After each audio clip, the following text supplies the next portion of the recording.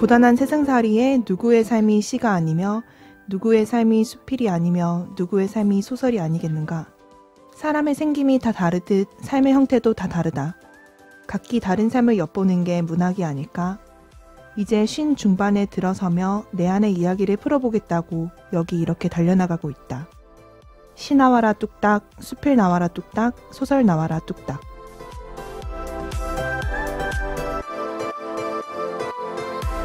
오늘 뭐 볼까 고민하는 분들을 위한 취향 추천 팟캐스트 책플릭스. 이번 에피소드는 이순자 작가의 책 60살 나는 또 깨꽃이 되어 속 한 구절로 시작합니다.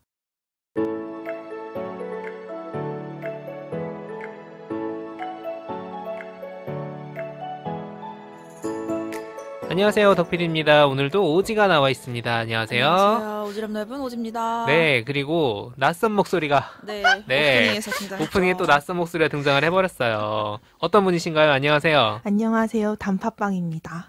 아, 단팥빵. 달빵빵이시래요. 네, 배고파 죽겠는데 지금. 네, 빵이랑 갑자기 같이 하게 됐어요. 네, 어떤 분이시죠?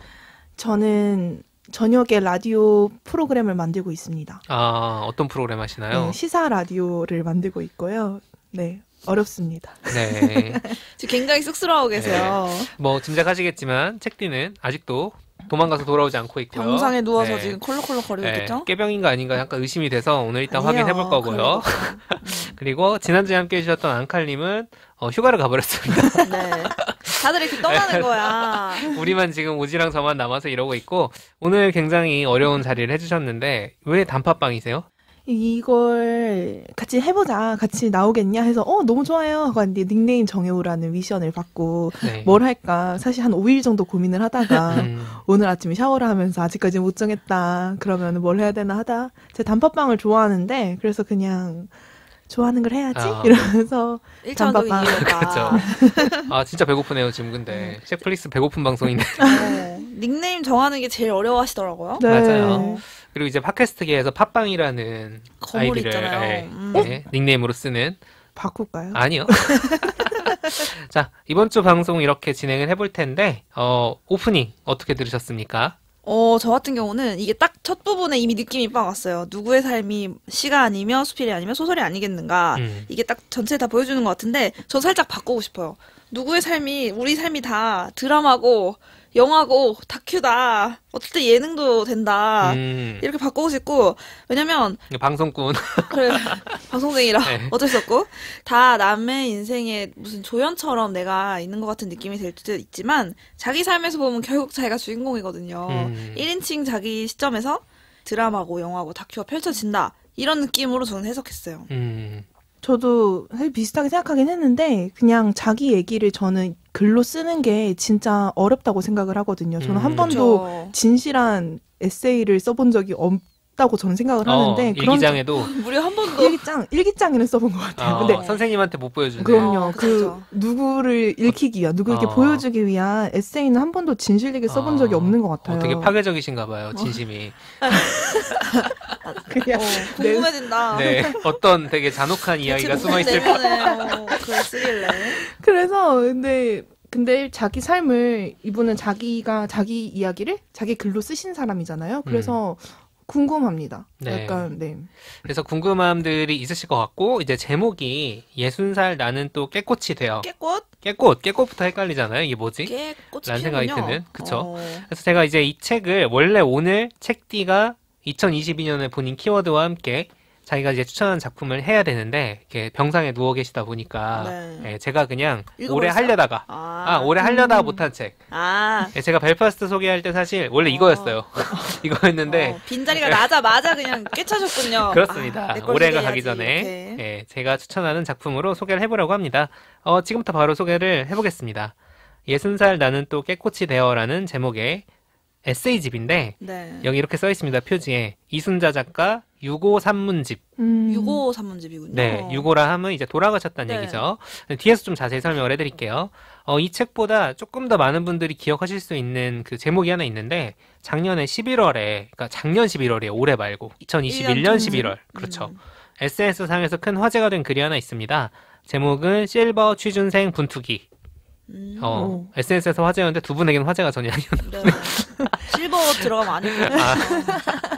그리고 이게 뭐 트위터라든가 이런 데서 네. 잠깐 논란까지는 아니고 이제 뭔가 큰 화제가 됐었는데 공유도 많이 되고, 매일신문이라는 이제 대구의 지역 언론인데 2021년 7월에 그러니까 시니어 문학상 논픽션 수상작으로 예, 선정해서 공개한 글입니다. 뭐 우리도 뭐 무슨 일보나 무슨 신문 이런 데서 이제 문학상 같은 거 하잖아요. 네. 그런 것 중에 이제 논픽션 부분에 선정돼서 공개된 글이고요. 엄청난 반향이 있었습니다. 지금도 이제 실버 취준생 분투이 검색해 보시면 전문을 읽을 수가 있고요. 첫 문장 이렇게 시작합니다. 이 글은 내가 62세에서 65세까지 겪은 취업 분투기다. 62세에서 65세까지 겪은과 취업이라는 말. 우리가 흔히 취업이라고 하면은 보통 두 분도 약간 그쵸. 그러시지만 20대 30대. 30대 네. 초반. 그쵸. 그 정도의 이건데 이제 60세가 넘은 여성 노인이 취업을 위해서 문자 그대로 고군분투한 이야기입니다.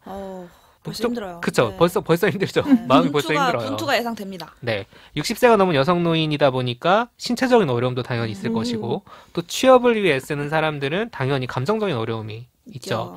뭐 이런 장면들이 있습니다. 실버 취업 지원해주는 일자리 센터가 있잖아요. 네. 그 직원과 이제 만남 장면인데 이렇게 서술을 해요. 요 몇 년 나를 업그레이드 시키기 위해 자격증이 책장 한 면을 도배할 만큼 준비했다. 어쩌면 현실을 직면하기 겁나 자격증에 몰두했는지도 모르겠다. 직원이 이력서를 들고 이렇게 많은 능력이 사장된다는 게 안타깝다고 애석한 표정을 짓는다. 연기 굿이다. 나도 안다. 너도 나도 구직 활동에 나선 초로의 구직자들의 아직은 대접받고 싶은 알량한 자존심이라는 걸. 그걸 적당히 다루는 방법도 그녀는 정확히 알고 있다. 문장이 굉장히 좋네요. 네, 그리고 뼈를 때리죠. 네. 재치가 딱 완전히 이제 딱 그러니까 어떤 그냥 상황 묘사뿐만 아니라 네. 냉정한 분석이나 네. 통찰이나 이런 것들도 엿볼 수 있는 이런 것들이 쭉 이어집니다.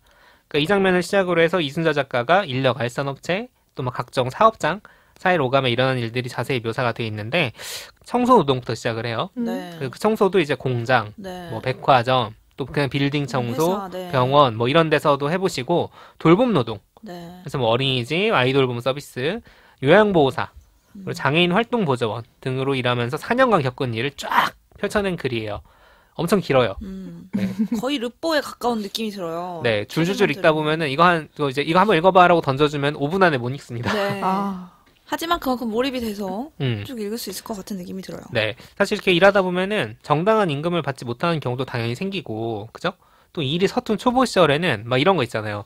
같이 일하는 아주머니가 나한테 일을 알려주는데 자기의 실수를 즐기는 것 같다. 텃세. 네, 텃세 장난 아니죠. 있죠, 있죠. 자, 여기 막내 팀에서 막내 PD인 단팥빵 PD. 행복합니다. 여기 앞에 계신 분이 텃세를 혹시 아는지. 저는 같이 일한 적은 없어요. 아, 네, 그래, 앙칼님이 좀 다행이네. 제 이제 제가 사수였고 단팥빵님은 이제 멀리서 지켜보고만 있는 거죠.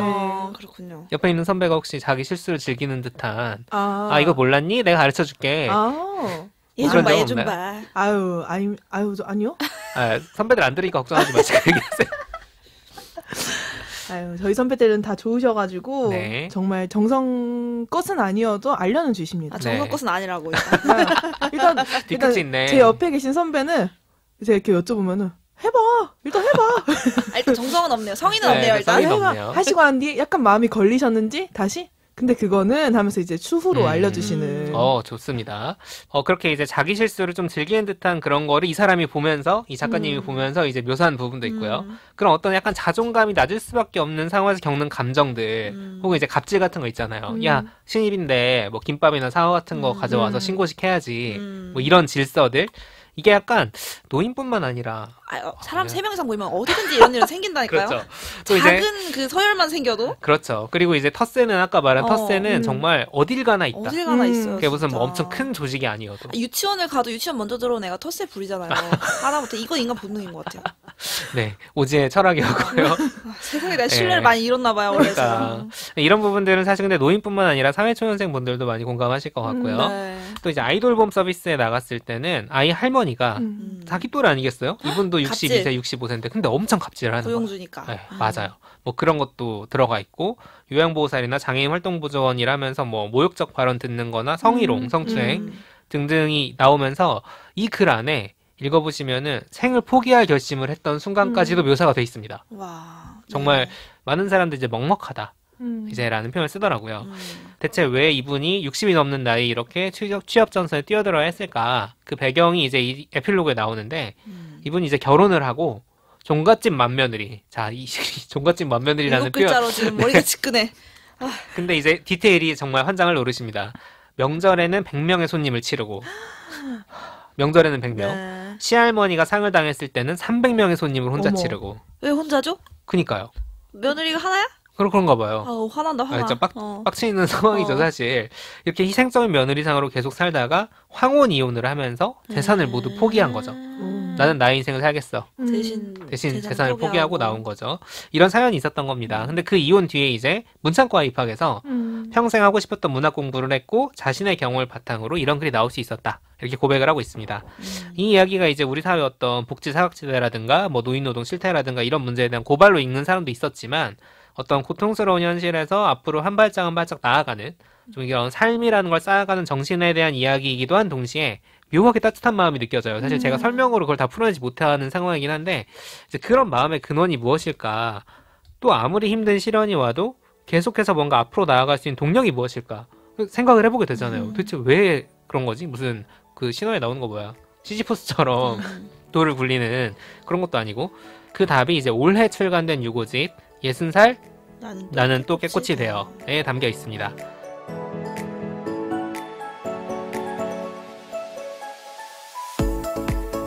일단 이 책이 어떻게 나왔는지 좀 설명을 해드리면 이 실버 취준생 분투이가 작년 7월에 상을 받았고 11월에 엄청 화제가 됐다고 말씀을 드렸잖아요. 네.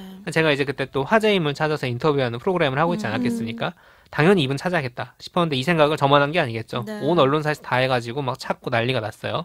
근데 알고 보니까 이 이순자 작가님이 상을 받은 지 한 달 정도 지나서 돌아가셨습니다. 이미 돌아가신 지가 그렇죠. 그러니까 작년 7월에 상 받으셨는데 한 달 정도 지나 돌아가셨고 화제가 된 건 11월인 거예요. 아이고. 그러니까 그때 이제 유족을 만나서 이제 기자들이 확인을 해본 거죠. 아, 어머님이 돌아가셨다라고 하신 거고 이분 사실 칼럼니스트를 모시고 싶어서 접촉한 언론사가 되게 많았다고 하더라고요. 근데 이제 그 약간 더 먹먹해진 그런 상황에서 올해로 넘어와서 제가 5월에 신간을 그냥 쭉 보다가 책 제목이 그냥 60살 나는 또 깨꽃이 되어 신기하잖아요. 이거 뭐야? 하고 이제 딱 봤는데 이순자라는 이름 3글자가 제 마음에 남아있었는지 책 날개를 펴봤어요. 원래 그러지 않는데. 네. 근데 읽어보니까 이 실버 취준생 분투기의 작가님의 유고집인 거예요. 뭔가 소름 약간 돋아. 소름이었죠. 그래서 사실 전혀 모르고 읽었거든요. 전혀 모르고 그냥 이거 뭐야? 그리고 약간 노랑노랑하고 책 표지가 약간 제 스타일이 아니에요. 제 스타일이 아닌데 그냥 뭐지 하고 읽어봤는데 이 책이었던 거죠. 자, 이 책은 따님께서 이순자 작가 노트북에 남아있던 글을 정리해서 펴낸 건데 고민이 당연히 있었지 않았겠어요? 그죠? 왜냐면은 머릿말 이렇게 써있거든요. 어머니가 이 글을 출판하길 원하셨을까? 그러니까 이거를 세상에 보여주길 원치 않았을 그렇죠. 수 있으니까. 항상 이제 뭔가 글을 쓰는 것에 대한 그 열망 같은 건 얘기를 하셨는데 세상에 보여주지 못한 이제 그런 상황이었던 거니까. 그리고 이게 작년에 화제가 됐을 때 어떤 이제 TV 방송에서 유족의 동의도 없이 어머니 사진 내보내면서 이 글을 인용하고 약간 이렇게 약간 무례한 걸 한 경우도 있어가지고 그쵸. 약간 고민이 있었지만 이 실버 취준생 분투기에 달린 수많은 댓글 덕분에 출간을 결정하게 됐다라고 말하고 있습니다. 그래서 이제 대체 이순자라는 작가의 마음속 동력이 무엇이었을까? 그게 이제 이 다른 글들을 통해 살펴볼 수 있어서 제가 오늘 책을 가져왔는데요. 자, 60살 나는 또 깨꽃이 되어라는 제목이 나온 그 글을 좀 소개를 해드리면 깨꽃을 본 적 있으신가요? 본 적이 없어요. 깨꽃. 꽃이 피는 줄도 몰랐어요. 깨꽃. 저도 하얀 없으시죠? 색깔인가? 예, 깨꽃을 검색을 하면 뭐가 나오냐면 사루비아라는 꽃이 나와요. 그게 그 꽃이에요? 빨간색 꿀 빨간색. 빨아먹는 거. 그쵸? 맞습니다. 그래서 셀비어 사루비아라고 해서 꿀풀이라고 부르는 거고 끝에 살짝 대롱 같은 게 있어가지고 거기 꿀을 빨아먹을 수 있는 깨는 어디서 나오는 거지? 그게 꽃인데 그거는 깨꽃이 아니에요. 반전. 그 이제 보통 이제 이 깨꽃이라는 거라고 하면 그 사루비아인데 그 예쁜 꽃이라는 의미가 있는 거고 근데 진짜 우리가 먹는 들깨 그 깨꽃도 있는 거예요. 있긴 있어요. 네. 그래서 그 두 가지 의미 모두로 쓰인 것 같아요. 네. 왜냐면 이제 그 글내용을 좀 소개를 해드리면 이순자 작가가 이제 60이 거의 다 돼서 평창에서 지낸 적이 있다고 해요. 강원도의 이제 산골에 시골살이 한번 해보고 싶다. 간 거죠. 근데 그 뒷집에 90살 노부부가 살고 있었어요. 자, 60 다 됐으면 사실 이제 손자 손녀 있을 나이긴 한데 90살 노부부는 끝판왕. 또 형님 거의 부모님이죠. 거의 사실 보면은 30살 차이 나면. 근데 이제 시골 인심이라는 게 처음에 또 서울 사람 여기서 얼마나 살겠니? 약간 이렇게 보시다가 교류가 또 생기고 왔다 갔다 하다 보니까 이제 마음이 쓰이기 시작을 한 거죠. 며칠 동안 이제 이순자 작가가 서울에 좀 볼일을 보느라 집을 비웠어요. 딱 돌아가니까 할머니가 아니 어디 갔다 왔냐. 너 며칠 안 보이니까. 그러니까요. 밥맛이 없어지더라. 얘기 막 하고. 할아버지는 이제 무뚝뚝한 분이신가 봐요. 네. 반갑다는 말은 안 하는데 씩 웃고 들어가셨다. 뭔가 서로 마음을 주고받는 그런 관계가 된 거죠. 그러다 이제 그 집 마당에 어디서 날아왔는지 들깨꽃이 핀 거예요. 들깨꽃이 피었어요. 그 들깨꽃을 보면서 90살 할머니가 이순사 작가한테 그렇다고 합니다. 이게 너 똑 닮았다. 어디서 날아왔는지 몰라도 조금 있으면 이제 깨가 여물 텐데 여물어서 너처럼 고소할 텐데 너도 이렇게 고소한 냄새 풍기고 가버릴 거지? 이렇게 막 하시는 거예요. 말해봐라. 그게 문학이다. 네, 문학이죠. 그러니까 만난 지가 반년 됐는데 정주고 떠나버릴까봐 네. 이제 서운한 거죠. 그러면서 너 나 죽을 때까지 여기 살아라. 얼마 안 남았으니까. 뭐 이런 얘기 하시면서 몇 번을 얘기했다고 합니다. 뭐 당연히 이제 그럴게요. 뭐 이런 얘기가 있었겠지 않았겠어요? 근데 이제 이순사 작가도 몸이 안 좋아서 구급차 타고 병원에 이제 갈 일이 있었던 거예요. 며칠 치료받고 나왔는데 그 할머니가 이제 나왔을 때 너 안 와도 되니까 아프지 말고 좀 건강하게 살아라. 119 실려갈 때 얼마나 마음이 아프던지 하면서 허리춤에서 꼬깃꼬깃한 10,000원짜리 몇 장 꺼내서 이순사 작가 남방 주머니에 넣어주더라는 거죠. 만난 거 사먹고 아프지 마라. 라면서 이제 아까 말씀드렸지만 예순이면 본인도 손자손이 있을 나이인데 이 90살 노부부 입장에서 얼마나 이 이순사 작가를 애기 같은 거죠. 그렇죠. 30살 미치면 자기 그러니까요. 자녀처럼 이렇게 생각을 하면서 이제 돌봐준 거죠. 어떻게 보면은. 그래서 이제 이순사 작가가 이렇게 따뜻하게 마음을 나누어 받는 그 에피소드를 다룬 글의 마지막 문장으로 쓴 게 60살 나는 또 깨꽃이 되어입니다. 그래서 이게 책의 제목이 된 거죠. 네. 자, 이 책에는 이순사 작가가 이런 식으로 다른 사람과 마음의 교류를 하는 그런 에피소드가 잔뜩 담겨 있습니다. 그래서 이걸 읽다 보면은 그 삶의 두께가 근데 어마어마하다는 걸 알게 되는 게 포레스트 검프처럼 한국 현대사의 굵직한 사건이 다 들어있어요. 자, 이순사 작가 아버님은 한국전쟁에서 돌아가셨어요. 청년 시절에는 뭐였냐? 20대 명동성당에 드나들었는데 뭐가 있었겠습니까? 민주화 운동이 있었어요. 데모하는 청년들 도와주고 자기도 뭐 합계하고 또 이제 그 민주화 운동 뒤에 뭐가 있었나? 노동운동이 있었습니다. 네. 그때 여공들 노조 설립하는 걸 도와주다가 이분 또 보통 분은 아니네요. 네, 보통 분은 아니에요. 그리고 완전히 이제 뭔가 자기가 심지어 그때는 여공도 아니었고 사무직이었는데 이제 여공들 노조 설립을 돕다가 조사받고 막 이런 거죠. 그리고 또 이제 젊었던 시절에는 좀 가슴 아픈 그리고 결국 이루어지지 못한 연애 얘기도 있고 종갓집 며느리로 보낸 시절들 얘기도 당연히 있고요. 이제 이런 에피소드들이 쭉 이어지는데 시종일관 이 책을 읽어보면은 누군가에게 마음을 주고 그리고 이제 아시겠지만은 불의를 참지 못하는 성미 뭐 노조운동이나 민주화운동 참여한 거 보면 그렇죠. 그 연장선상에서 어려움에 처한 누군가를 돕는 걸 주저하질 않아요. 근데 사실 본인도 어렸을 때부터 당연히 경제적으로 전혀 여유롭지 않았고 또 이제 제가 뭐 에피소드 소개하면 너무 길어서 빼먹었지만 귀가 아예 안 들리는 건 아닌데 공식적으로 급수를 받은 청각장애인이시거든요. 그럼에도 불구하고 오히려 타인을 돕는데 주저하지 않는 마음이 있는 거죠. 이게 좀 약간 숭고함 같은 게 있다고 생각을 해요. 그런 사례가 사실 우리 주변에도 찾아보면 있거든요. 저는 사실 이런 질문을 받았을 때 저는 나야 그게 나야 이렇게 생각하고 왔거든요. 왜? 어때요? 근데 너무 숭고해서 약간 너무 하찮아요 제가. 저는 기껏해야 뭐 이렇게 역할 분담했을 때 남의 거 도와주다 내가 막 내 거 못하고 이런 사례들이 정말 주마등처럼 쫙 지나갔거든요. 근데 그 이유는 사실 제가 숭고한 정신을 가져서가 아니라 일에 대한 걸리는 소요 시간과 에너지를 잘 계산하지 못해서 그냥 좋은 마음으로 예스맨처럼 다 도와줄게 이러다가 제가 굉장히 손해본 스타일이에요. 그렇구나. 심지어는 제가 학교 때 에피소드가 있었는데 제 학교 친했던 동기 동창 중에 졸업하기 전에 약대 진학을 선택하게 되면서 학교 졸업식을 이제 그런 보통 자퇴하는 형태로 되기 때문에 학교 졸업 가운 입고 사진 찍고 이걸 못하게 된 거예요. 근데 자기는 그걸 해보고 싶대서 가운을 좀 한 번만 입고 사진을 찍으면 안 되냐고 졸업식 날. 어려운 일 아니니까 그렇게 하겠다 했는데 결국 그날 그 친구를 기다리기 늦게 왔고 우리 온 식구들이 친구한테 가운을 빌려준다고? 이러면서 다 같이 기다리고 있는 곳으로 찾아가서 빌려주고 1시간 동안 그 사람이 사진 찍을 동안 우리 가족 데리고 딴 데 가서 민폐인데 커피 마시고 근데 그때 왜 거절을 하지 못했을까? 별거 아닌 거절해도 아무도 뭐라고 안 할 그런 상황이었고 이런 게 되게 많았어요. 이거 약간 호구 잡힐 거 아니야? 그러니까 호구죠. 그러니까 숭고가 아니고 숭고함이야, 이 호구잖아. 그래서 저는 생각하다 보니까 나 되게 호구처럼 살았네. 막 예를 들면 뭐 조연출이 해야 되는 업무가 있는데 좋은 마음으로 도와주기로 했다가 생각보다 양이 많은데 얘는 벌써 퇴근하고 나는 막 주말에 약속 있는데 늦게까지 이걸 해주기로 했으니까 빵꾸낼 수는 없으니까 이런 호구였던 기억들이 막 지나가는데 이분은 그렇진 않은 것 같아서. 당연하죠. 당연하죠. 그렇습니다. 제가 굉장히 작아졌지만 이렇게 점차 이렇게 바꿔가야죠. 이런 모습을 향해 가야죠. 하여튼 저의 호구 같은 모습만 생각이 나네요. 이럴 수가. 저 지금 약간 놀랬어요. 왜요? 왜냐면 저도 질문 받고 생각한 사람이 딱 둘이 떠올랐는데 그중 한 에피소드가 졸업식 에피소드였는데 저는 제가 호구를 잡은 사람인 것 같아요. 지금 보니까. 대박. 두 분 아니에요? 혹시 둘이 아는 사이 아니었어? 약간 이럴 수가. 아니 제가 졸업을 제 전공을 3개를 하는 바람에 졸업을 좀 늦게 했어요. 그러다 보니까 졸업식 때 같이 사진 찍은 친구가 없는 거예요. 근데 또 그 와중에 저는 극한 피여가지고 계획이라는 걸 정말 MBTI가 피라고. MBTI가 완전 피여가지고 근데 이제 같이 그때 같이 취업 준비를 하던 친구가 같은 학교였는데 그러면은 자신의 졸업복을 빌려주겠다. 이거 선빵, 흔한 일이구나. 호구 선빵. 선제적 호구. 그래서 바로 이제 감사합니다 하면서 했는데 이제 저는 사실 제가 그날 그럼 옷을 입고, 그러니까 같이 사진 찍은 친구가 없어가지고 그 친구한테서 옷을 받으면은 그 친구한테 몇 방을 찍어달라 그러고 그냥 집에 가야겠다 생각했는데 이 친구가 졸업식 조금 늦겠다는 거예요, 자기가. 그래서 그래서 알겠어, 좀 기다릴게 이랬는데 이 친구가 오는데 꽃을 한 다발 들고 들어오는 거예요. 뭐야? 이 친구가 훈훈하잖아. 졸업 사진을 찍는데 꽃이 없으면 되겠냐 하면서 꽃을 포장해서 오느라 좀 늦었던 거예요. 야, 이건 좀 다르다. 근데 너무 아름답다. 나는 뒤에서 커피 마셔서 분노에 부들부들 떨었는데 이럴 수가. 이렇게 써야 되는구나.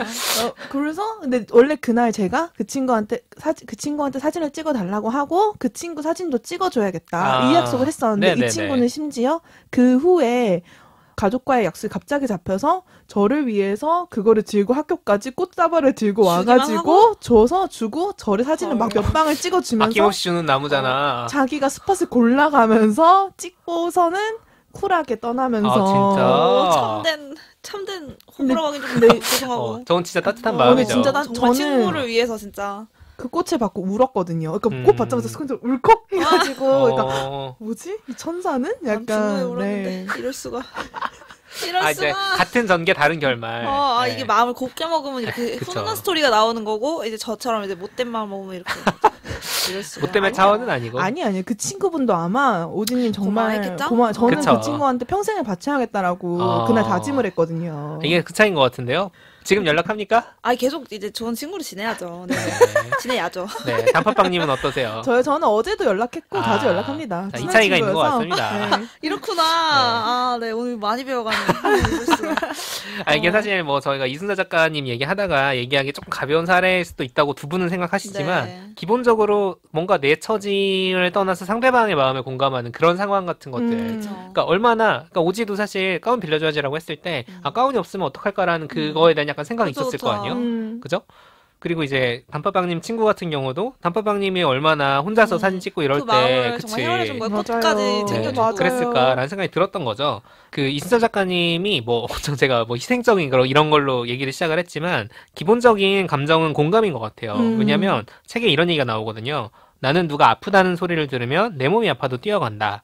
몸도 마음도 많이 아파봤기 때문이다. 그러니까 아무것도 해줄 게 없더라도 손 한 번, 발 한 번 잡아보러 간다.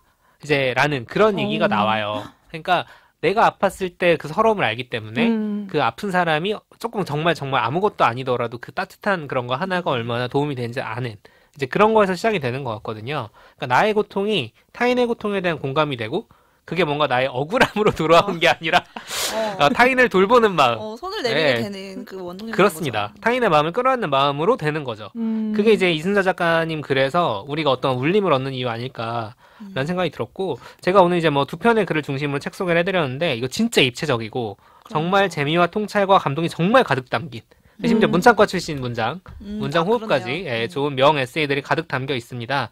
제가 책장을 편 자리에 정말 다 읽었어요, 진짜. 이거 읽어볼까 하다가 다 읽었어, 진짜. 그리고 다 읽자마자 또 SNS에 올렸죠. 올해의 책이다. 이거 올해의 책이다. 실제로 올해의 책입니다, 저한테. 그래서 오늘 2022년 책폴리스 마지막 방송에서 책딜 없는 자리를 틈타서 한번 소개를 해봤습니다. 저는 들으면서 확실히 아까 그 얘기 주신 아파봤기 때문에 다른 사람의 아픔을 이해할 수 있기 때문에 그렇기 때문에 정말 좋은 글, 생생하게 손에 잡힐 것 같은 그런 글이 나왔던 것 같고 아까 실버 취업 실버 취준생 문투기. 실버 취준생 문투기에 나오는 글은 사실 꼭 이분이 처한 상황이 아니라도 노동자라면 누구나 이제 노동의 현장에서 겪을 수 있는 문제들을 이분은 다 이제 통과를 했던 거죠. 사실은 근데 이분이 갖고 있는 조건들 고령, 여성 그리고 일종의 장애까지 그러면서 경력이 이제 관련 경력이 없는 경력이 단절된 상황에서의 취업하면서 겪다 보니까 모든 문제가 그냥 중복된 거라는 생각이 들었어요. 그래서 더더욱 잘 보여줄 수 있다. 하지만 우리 모두 이분의 한 조각씩은 경험을 갖고 있지 않을까. 그 생각이 들어서 어떻게 보면 그래서 이 글이 이렇게 여러 명 그러니까 똑같은 나이나 똑같은 상황이 있지 않은 우리 같은 사람이라고 해도 공감할 수 있고 좀 마음까지 와닿는 것 같아요. 그리고 이제 가족 관계에서 벌어진 일도 되게 많아요. 이분이 네. 대가족이시다 보니까. 똑같은 맏며느리? 네, 그것도 그렇고 본인도 대가족이시다 보니까 그렇죠. 네. 세대가 그렇잖아요. 그래서 네. 정말 여러 가지 포인트에서 공감할 수 있는 여지가 되게 많은 그런 글들이 많이 있어요. 근데 좀 만나보고 싶고 정말 영화를 보는 것처럼 들었거든요. 영화화 시킬 수 있는 정말 인생 자체가 영화 한 편인 것 같은데 맞아요. 너무 만나보고 싶다는 생각이 들었는데 유고라는 글자에 너무 슬퍼졌어요. 만나시려면은 책으로 만나시는 수밖에 없어요. 글로 이제 만날 네. 수 있게 이 글을 남겨주신 거죠, 사실은. 네, 맞습니다.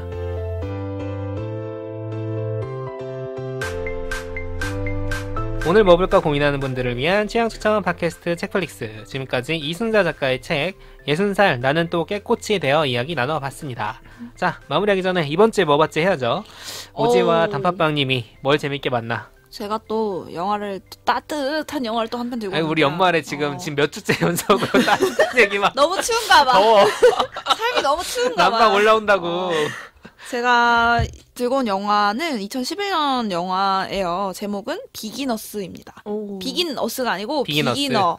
이제 초심자 이런 뜻의 비기너스인데 이원 맥그리거의 연기가 정말 돋보이는 작품이고요. 줄거리를 좀 나눠볼게요. 주인공은 올리버라는 사람이에요. 올리버는 이제 일러스트 작가로 활동하는 이제 중년? 약간 30대 남성인데요. 영화의 시작에서 이 사람은 최근에 부모님을 둘 다 떠나보낸, 그러니까 돌아가신 거죠. 돌아가셔서 이제 혼자 약간 슬프고 그 시리에 빠진 그 상태 그대로 간신히 이제 생활을 이어나가고 있는 상황이에요.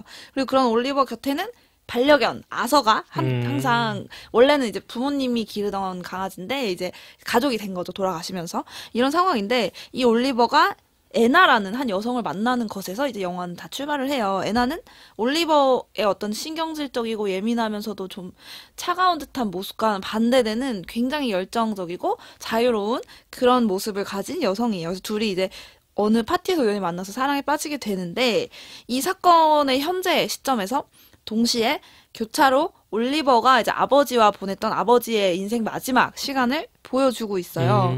이 아버지의 사연이 좀 특이해요. 이 아버지는 이제 어머니가 먼저 돌아가시고 나서 이 올리버의 아버지는 할이라는 인물인데 75살의 나이에 자신이 게이라고 커밍아웃을 합니다. 갑자기. 사실 75이면 누군가 생각에 따라서는 좀만 더 있으면 아무도 모르게 살다 갈 수 있는데 굳이 여기서 많은 어떤 비용을 감수하고 커밍아웃을 해서 이 아저씨가 얻는 게 뭘까? 이렇게 궁금해할 수도 있단 말이죠. 근데 이 할은 커밍아웃을 한 순간부터 이제 자기를 개방한 그 순간부터 그동안 인생에서 즐기지 못했던 것들을 그때부터 인생 시작이야. 미친 듯이 정말 막 파티 가고 이제 그런 커뮤니티에 소속돼서 사람들과 너무 즐겁게 새로운 걸 막 배우고 놀러 가고 교류하고 너무 이렇게 활발하게 그런 모습을 보이다가 이제 암으로 결국 사망을 하게 됩니다. 그래서 이 올리버의 현재, 그 애나와 처음 관계를 시작하면서 둘의 의견, 성격 차이와 어떤 대립과 또 사랑과 이런 이야기 흐름이 있는 가운데 그 올리버가 그 아버지와 마지막으로 보냈던 그 시간들이 교차되어서 보여줘요. 그래서 분위기는 굉장히 둘이 좀 색깔이 많이 다르지만 연출적으로 서로 이렇게 녹아들고 있는데요. 이 두 흐름에서 공통적으로 나타나는 거는 어떤 새로운 관계의 시작, 제 삶의 어떤 새로운 챕터를 뭔가 시작하려는 그 두려움에 대해서 보여주고 있어요. 근데 할 같은 경우는 거기에 기꺼이 그냥 숨참고 러브다이브 한 거죠. 그냥 이 새로운 생활에 나 잃을 게 없어. 그치. 한번 가보겠어. 전진 이렇게 한 거고 올리버는 그와 반대로 이 애나와의 관계에서 시작된 새로운 삶과 관계의 그 불안 속에서 주춤주춤 하고 있는 상황이에요. 둘이 뭔가 뜨겁게 사랑하긴 하지만 뭔가 서로의 다름을 받아들이기엔 눈기가 너무 안 나고 그거를 자기 삶을 그걸로 송두리째 바꾸는 게 너무너무 두려운 거죠, 올리버는. 그래서 이 아버지의 삶을 통해서 뭔가 올리버의 삶에도 뭔가 어떤 영향을 끼쳤고 올리버는 어떤 결정들을 하게 되는지가 영화의 주축을 이루고 있고요. 저는 그래서 이게 사실 연말이라서 뭐 그냥 약간 기계적으로 새해니까 비기너스다 우리는 이렇게 가져와 봤는데 굳이 그렇게 안 붙여도 내년에 소개할 작품 아니었어요? 이거? 아니요. 제가 봤을 때 그냥 지금 나눠도 좋을 것 같아요. 연말에 봐도 좋을 것 같아가지고 하루빨리 소개를 했는데 뭔가 저도 새로운 거를 시작하는 거는 좋지만 그 두려움 속에서 못 나가고 있다 싶으면 그냥 좀 따뜻한 용기? 이게 막 화려한 서사와 막 다이내믹이 있는 영화는 아니지만 그냥 따뜻한 위로는 줄 수 있는 영화를 생각이 들었습니다. 네. 저는 책을 가져왔는데 한나 렌이라는 작가의 매끄러운 세계와 그 적들이라는 SF 소설을 가져왔습니다. 혹시 읽어보신 분? 한나 렌. 아니요. 한나 렌. 네, 그쵸. 이 매끄러운 세계와 그 적들은 단편집이고 총 6편으로 구성되어 있는데요.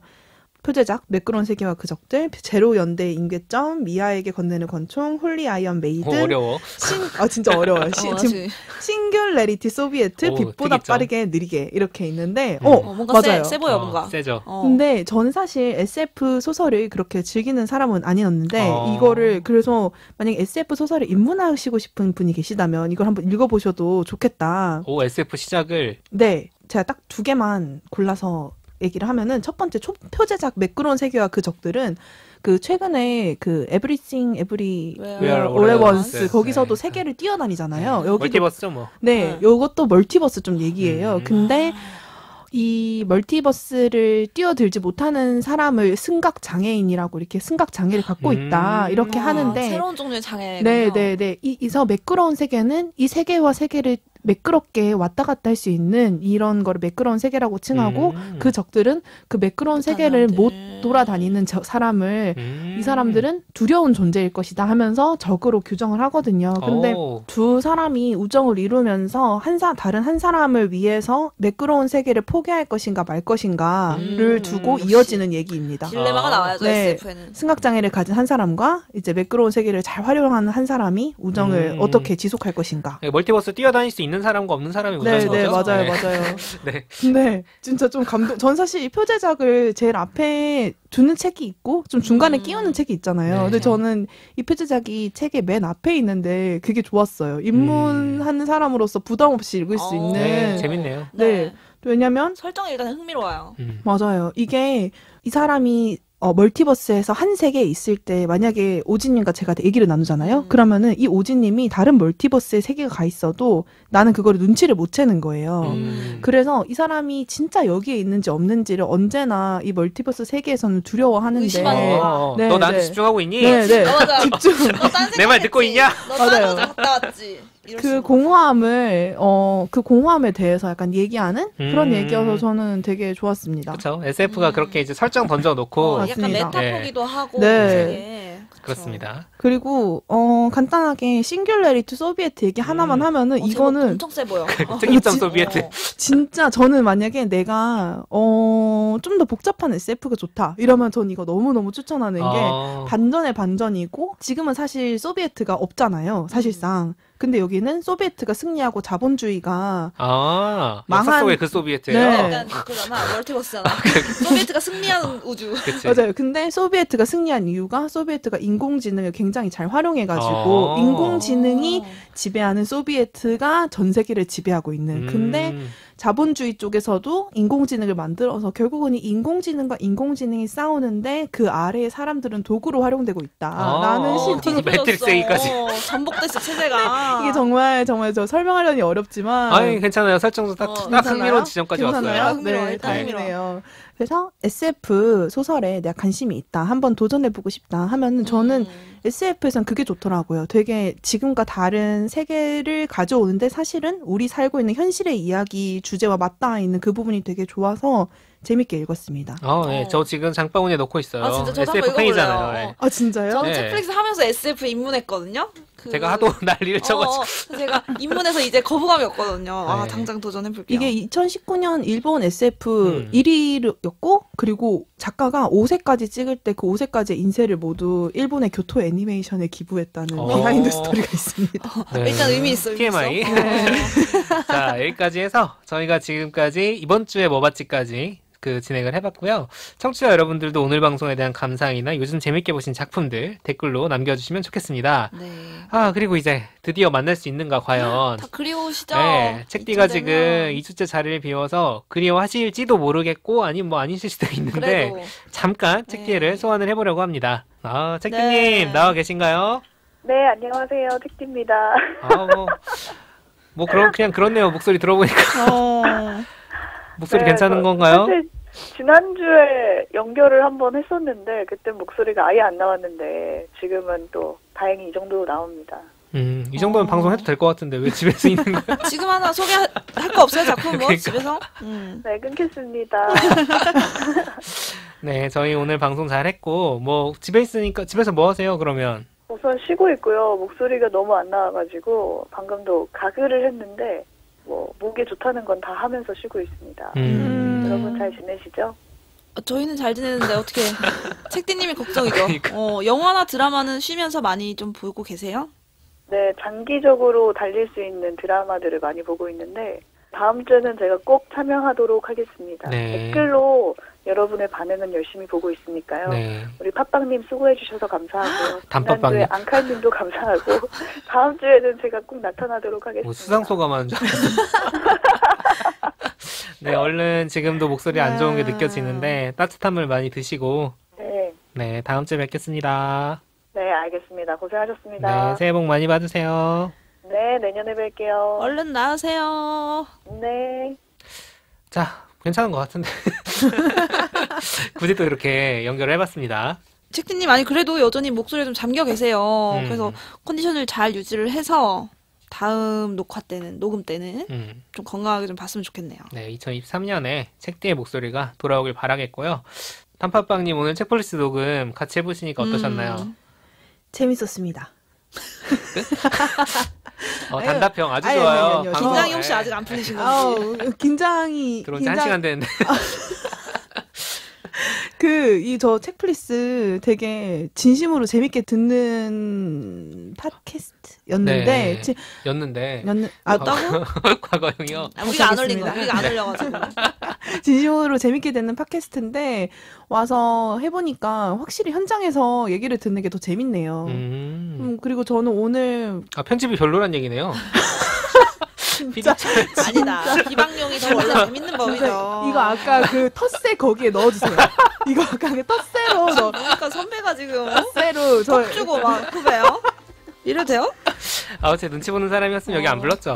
너무 근데 즐거웠고 진짜 다음에 또 빈자리가 없길 바라지만 빈자리가 생기면 책디 자리 노린다. 네, 다음에 또 숙련된 조교의 모습으로 와가지고 하겠습니다. 네, 저희 다음에도 이런 식으로 계속 자리 비는 날은 분명히 올 겁니다. 네. 저는 아직 코로나에 한 번도 안 걸렸어요. 아직 청정지역이 언제 빌지 몰라요. 여기 앉으실 다음에 여기 앉아서 하실 수도 있어요. 네, 그렇습니다. 일단은 저희 2022년의 책플리스 방송은 사실 저희 2022년에 거의 방송 못했는데 그렇네요. 여름에 파워스터 하고 좀 겨울 계약해서 하고 있는데 여기서 2022년 방송 마치도록 하겠고요. 청취자 여러분 모두 따뜻한 연말 연시 보내시고 저희는 2023년 새해에 새로운 에피소드로 돌아오겠습니다. 고맙습니다. 감사합니다.